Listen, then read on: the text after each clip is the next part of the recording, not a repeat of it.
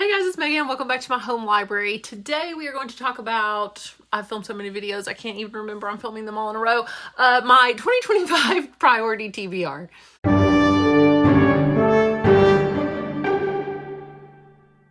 And before we get started, I have to show you my drink of the episode, which this time is a Coke Zero. Love a good classic Coke Zero. Not as good as Coke, better than Diet Coke. Also, here's the shirt my mom got me. I thought it was appropriate for this video. It says, I'm okay, and they're buried, you know, in their books. This is my TBR pile for 2025. Actually, no.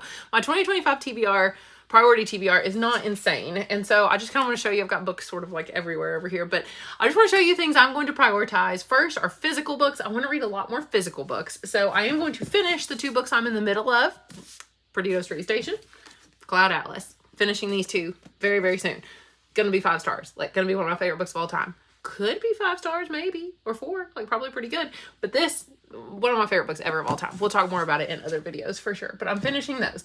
Oh, also my pile of shame, as Emily from Emily Fox calls it, my pile of shame includes books that I've started and never finished. And that would be, I've been reading this for like a year, The Fall of Babel. This is the final book in the Books of Babel series. The first one was Sinless Sins, which I have right here. I read the first 3. Pretty good, like 3.5 stars. Book 2, Arm of the Sphinx, wonderful, 4.5 stars. Book 3, The Hod King, like 2 stars. So I'm just really all over the place with this series. We've had a 3, a 4, and a 2. So I know a lot of people really, really didn't like this one. They said the third one was the best, but I thought the third one was the worst so far. So I'm kind of scared as to what I'm going to think about this one. I have already started it. I am decently far into it. I just remember I'm finished with the part about Adam. Okay, I'm 200 pages into this massively long book. It's like 620 or 30 something pages, and I'm finishing it. I might have to skim through that first part again, but I still really like this series. It's not like my favorite series of all time, but like, it's pretty good. I mean, if you like kind of weird sci-fi fantasy, it's pretty good. Okay, another one I have to finish. I've been reading this for like a year. I am over halfway through Interview with the Vampire. This is my, like, I don't even know, 20th time reading this book. I've read this book a lot. I was doing it for a vlog where I was going to show you, like, rereading Interview with the Vampire after having read tons of books for BookTube and, like, have my reading taste change over the years. And the answer is yes, they have changed because I can't make it through this book now. Anne Rice is my favorite author of all time. I have a whole shelf up there for Anne Rice. In fact, she goes on to the next shelf. Harry Potter is still my favorite series of all time. Beats out the Vampire Chronicles because I don't love every single one of the Vampire Chronicles books like I do the Harry Potter books. But Anne Rice is just, I mean, she's a phenomenal author. She's my favorite, like I said, favorite author of all time. So I have to continue reading that book.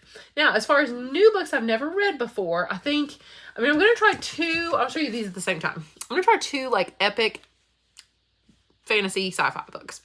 So first, Guardians of the Moon is the start of the Malazan, however you say it, Malazan Book of the Fallen series. And I know apparently it's like the most complicated series like known to man. It's like Game of Thrones times 10, right? And like you don't even know what's going on apparently. And the world's insane. There's just so many people in the magic system and whatever. But I hear it's so good, so I'm going to have to try it, but I have to read it physically. There will be no way I can keep track of what's going on if I'm not reading this physically. Then the other big series I want to start is Hyperion by Dan Simmons. This is like the Hyperion Cantos or whatever.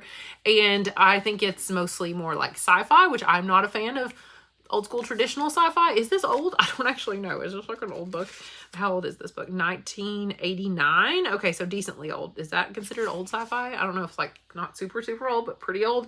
So I'm a little scared though because I just started following a channel called Ramble Broadcasting or something like that, and he says that this series is not worth the hype. Like it doesn't live up to the hype. The first book does, but all the rest of them don't. So now I'm kind of scared. But maybe I'll love the first one. So I will give that a shot because I'm really, really wanting to read some weird books this year. So speaking of weird books, I do also want to read Ghostwritten by David Mitchell because I'm reading Cloud Atlas right now. So I might save this one till, I don't know, around Halloween time. We all know how much I love Slade House by David Mitchell, one of my favorite books of all time ever. And it's super short, but it's kind of interconnected apparently with his other books. Like they're all related or something, is what I gather. You're not even supposed to read Slade House first. I think you're supposed to read Ghostwritten first, but what I gather is that Ghostwritten is actually almost the same plot as Slade House, maybe? I don't know. Maybe I just read that somewhere and thought that. But it sounds kind of similar in here where you're following like different people in different places. That it could possibly be a ghost story, but then there's like this cult and a love story, and it's a It says this book could at different points be called a post-Cold War thriller, a love story, or several, a cult expose, a radio show transcript, an island romance, a compendium of creation myths, and unsurprisingly, a ghost story. That sounds amazing. I think David Mitchell's going to be the author for me because I'm kind of liking Cloud Atlas, maybe. I mean, it depends on where it goes because I'm not very far yet. But I think I'll like Ghost Written better because I think it'll be more like Slade House. I also am going to read a nonfiction book this year, which, you know, I usually read 1 or 2 a year. And this time it's going to be Paint My Name in Black and Gold, The Rise of Sisters of Mercy. I've had this book for so long. How long have I had this book? Like years, I feel like at this point. I think I even bought it myself. Maybe I asked for it for Christmas. I can't remember. 1 year. I don't even know. But anyway, I'm going to read this book finally because I love the band, the Sisters of Mercy, and I don't really know much about them. I just love some of their songs so much. They're very old. It started in the 80s. Yeah, they were formed in like 1980. Andrew Eldridge, it was his name. I'm sure there's no way his last name was really Eldridge, right? Like there's no way. And they have, what do they call it? Like alternative rock music. I don't even know if that's what you call it, but I love it so much. They're from England. And they were on the post-punk scene.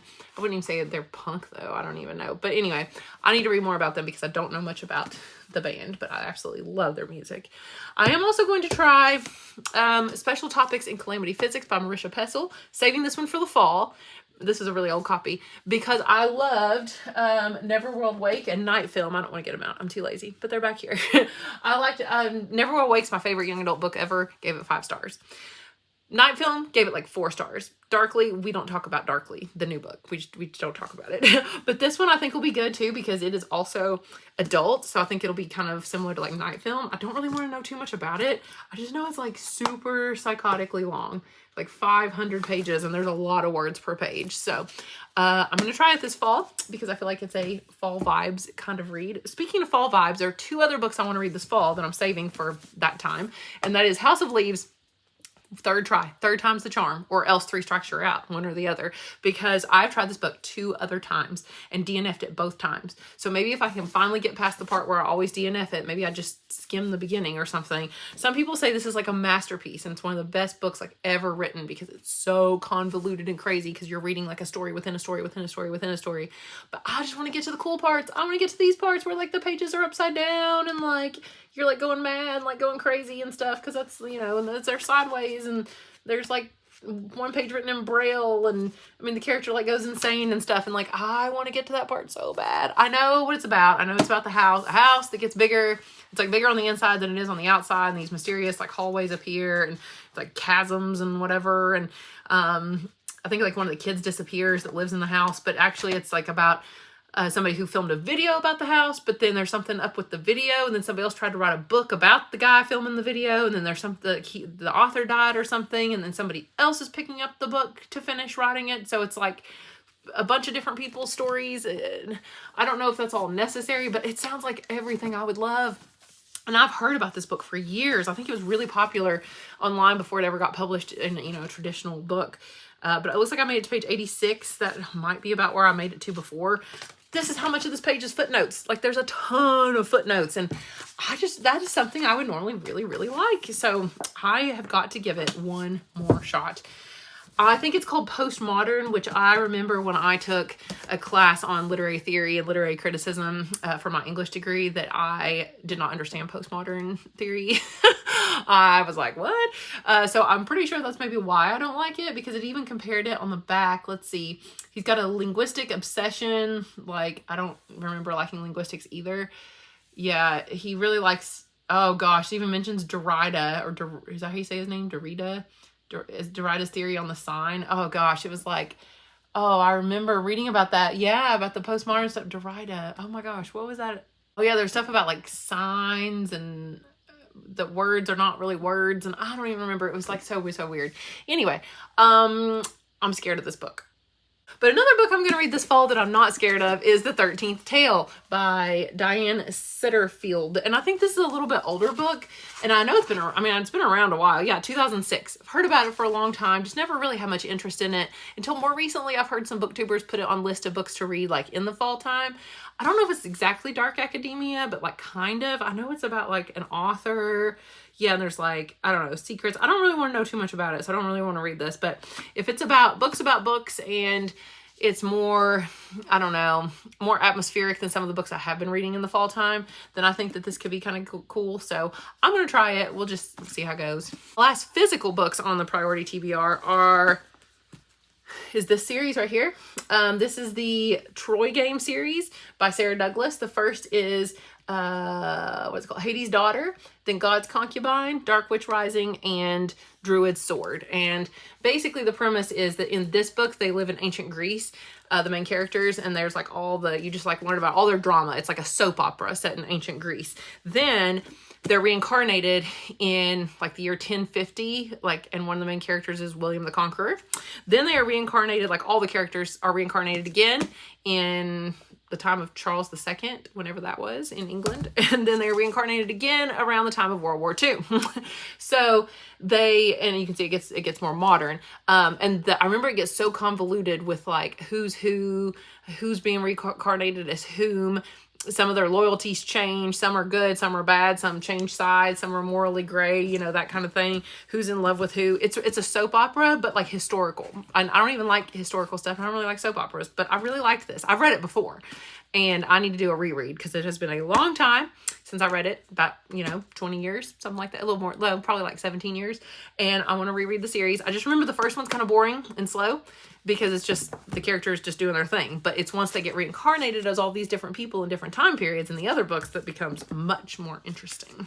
Okay, those are all the physical books I have that I want to read. Now, just a few, I did a few on my Goodreads here, onto my TBR list that I will just go through quickly. And let's see, I added all those physical ones too, so I'd be able to see them. Sometimes I forget that I added things to my TBR, like my physical TBR, if they're not on my Goodreads. If I don't see them on here, on my TBR, I'm like, oh, those don't exist. And I'm like, oh yeah, wait, there's a ton of actual physical books I want to read. Finley Donovan Digs Her Own Grave. When does this come out? It's not out yet. March 4th, I'll be reading that for sure, 100%. I mean, there's some that like I kind of want to read, but like as far as I absolutely must read, I must read The Dissonance by Sean Hamill. This came out this year, yeah, July 2024. And it was, who read it that I know? Somebody read it. Lexi from Alexander Rosalind, maybe? I think is who read it. Anyway, I think it's like horror, fantasy. You have epic contemporary fantasy, a story of dark magic, terrible mistakes, and second chances. It's a thrilling and beautifully written story of magic and monsters, forgiveness, and friendship.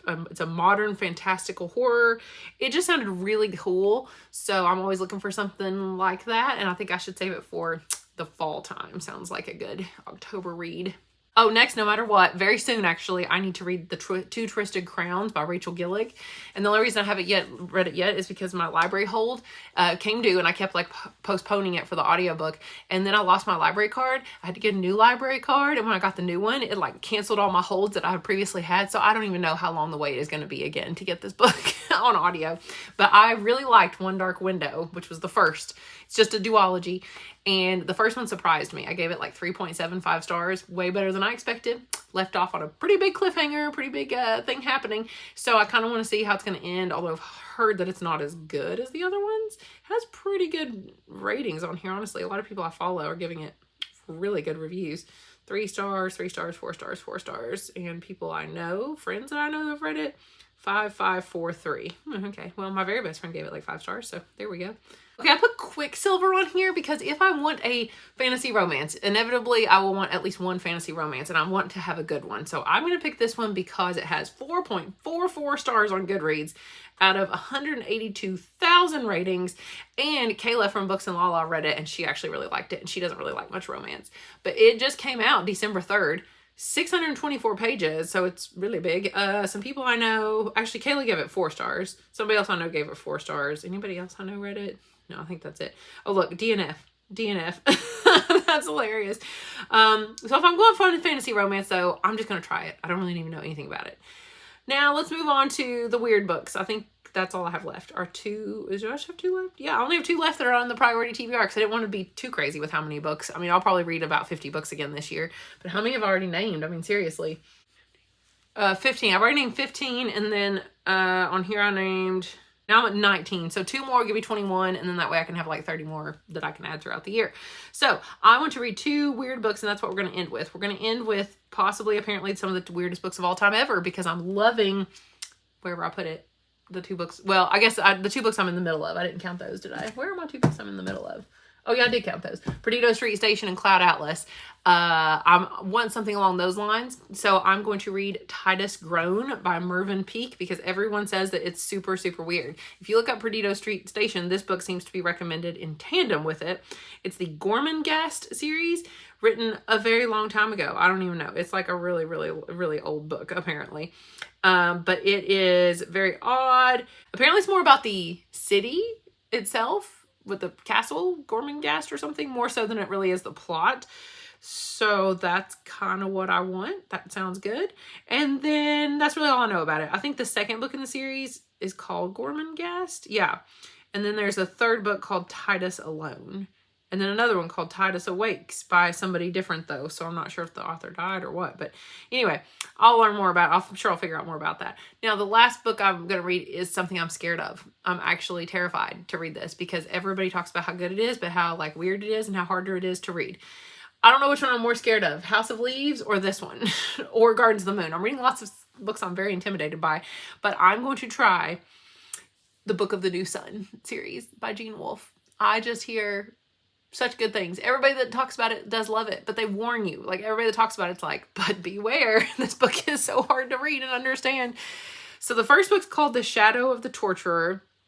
I think it's a 4-book series. Yeah, then Claw of the Conciliator, The Sword of the Lictor, and The Citadel of the Autarch. Okay, so and then, wait, there is a 5th one, but I don't think it's really a real 5th one. I'm pretty sure. It's like came out like way later or something. I don't know. Anyway, this first book, it was written in, I don't know, 1984, it looks like. I mean, at least that's when this version was published that it says on Goodreads. It's old. It is, okay, it's a very short summary on Goodreads. All it says is, The Shadow of the Torturer is the first volume in the 4-volume series, The Book of the New Sun. It is the tale of young Severian, an apprentice in the Guild of Torturers on the world called Earth, but it's spelled U-R-T-H. And I just realized that the end of my stylus is broken. Like my little pen that my little smart pen. Oh, it's so broken. Oh man, I think I might have another one though. Anyway, he's an apprentice on the world called Earth, spelled U-R-T-H, exiled for committing the ultimate sin of his profession, showing mercy towards his victim, and follows his subsequent journey out of his home city of Nessus. It's like fantasy and sci-fi, sort of, from what I've heard. It's something, now don't quote me on this, I don't really know anything about it, but I think it's that there was basically a really super sci-fi world, right? Like it was so far this book is set so far in the future that everything was like super high tech, super, super sci-fi high tech. And then I guess something happened, the world got destroyed or destroyed itself or whatever. And now we basically live in like old times again. It's like fantasy now, like fantasy times. It reminds me of, spoiler alert, Anthem by Ayn Rand. If you've ever read that, if you haven't, I'm sorry, I just spoiled it basically. But because they basically live in, like, it sounds like it's old times and then you realize it's actually just so far past our time that it's like way far in the future. So apparently from what I gather is that the author will describe something for a long time, and then eventually you realize it's like something from our time period or something from the future. You're like, oh, that's a spaceship or, oh, that's like a skyscraper or, or whatever it is.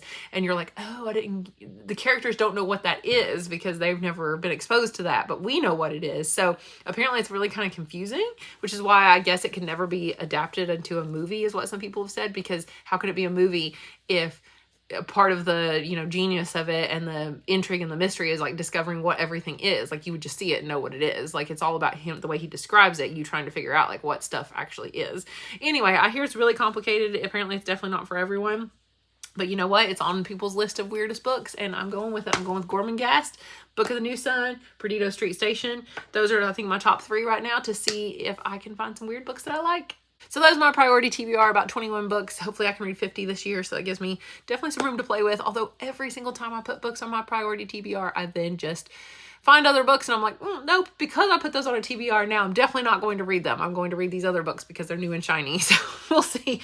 But maybe I'll come back next year and actually revisit this and see if I read any of them and if I actually liked them, because I'm predicting that I'm going to like a lot of these, like a lot of 4 and 5 stars. We'll see if I'm accurate. So thank you guys so much for watching. Let me know down below if you are interested possibly in reading any of these books. Please read Perdido Street Station, or don't, like only if you really want to, because it's so weird. All right, talk to you guys again later. Bye.